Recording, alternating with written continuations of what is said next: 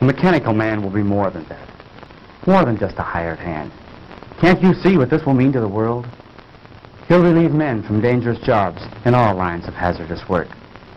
There'll be no more deaths from cave-ins and mines. No losses from construction men falling to their deaths from skyscrapers.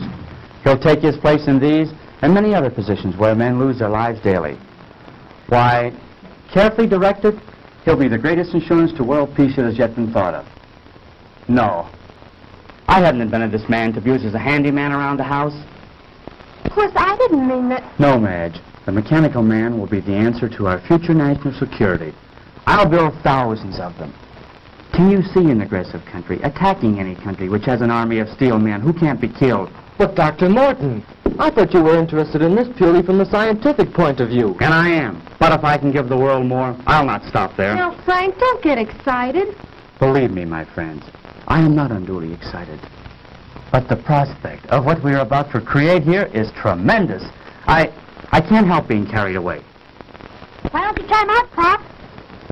You're right, Barry. I won't let myself get carried away until we see if we really do have a mechanical man who can do all these things. You mean you're going to do it now? Yes, now. Could I help you, Uncle Frank? What could you do? Well, Uncle Frank said we were all going to help him. Didn't you, Uncle Frank? Well, yes, I did, Janet. But I'm afraid there's nothing you girls could do right now except give us your moral support. Is there anything I can do, sir? Yes, James. Would you connect that line for me? The one over there on the other side of the bench. Right. And, John, if you hold this left arm in place, we'll make that final adjustment we were about to make before Mrs. Morton come in. Higher. Certainly, sir. Can I help too, Pop? No, I'm afraid not, son. You stand over there with Mary and Janet. There'll be plenty you can all do later on. Oh, gee, I don't ever get to do nothing. You come over here by me, dear, and stay out of your father's way. Oh, gee. I think we've got it. That should do it, Dr. Morton. Well, I guess that just about gets it, sir. Good, good. Now we'll see if all our work has been in vain. Here, give me a hand. Oh, Betty, we didn't see you come in, my dear. Darling, you look so pale. I'm all right, Jim. I've been worried about you, but Mrs. Morton said to leave you alone for a few minutes. Yes, I'm afraid I've been behaving rather badly. Everything seems to be getting on my nerves now. Well, everything will be all right now, Betty. I'm glad you're here. We're just about to prove our experiment. Dad can make them walk, Betty. That's fine, Barry. I'll be with you in a moment, dear. Please go on. Don't let me interrupt your work. Come over here by me, dear. All right. Now, James, if you throw the switch up there. Right.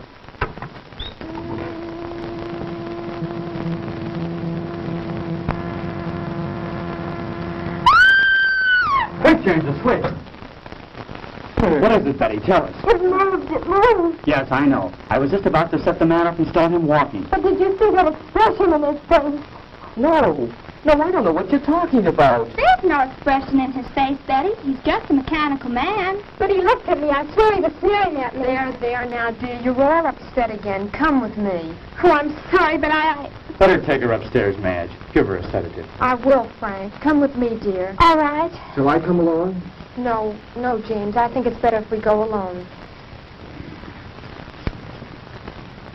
Dr. Morton, do you think that... No, she'll be all right, James. Now, let's get back to where we were.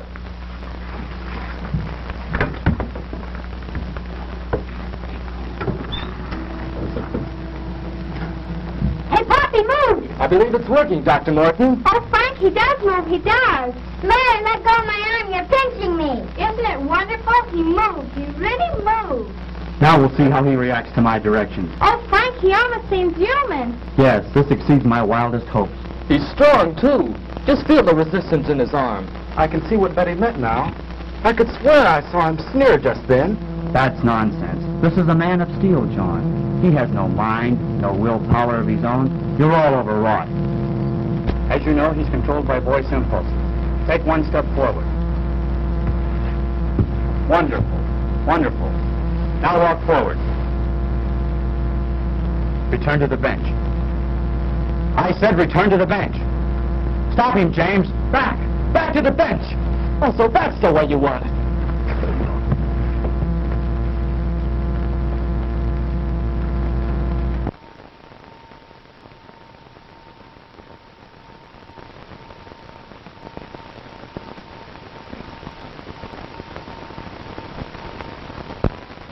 is he? Just seems to have had the wind knocked out of him.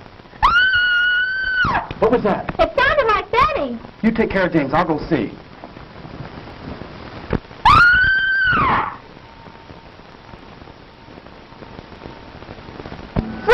Frank! Madge, what is it? Oh, it was terrible, terrible. The mechanical man. What about it, Mrs. Morton? He came into the room where Betty was resting. Go on. And he scooped her up in his arms and he carried her up. I came running down here as fast as I could. Come on, John. We've got to stop that thing. Yes, sir. Oh.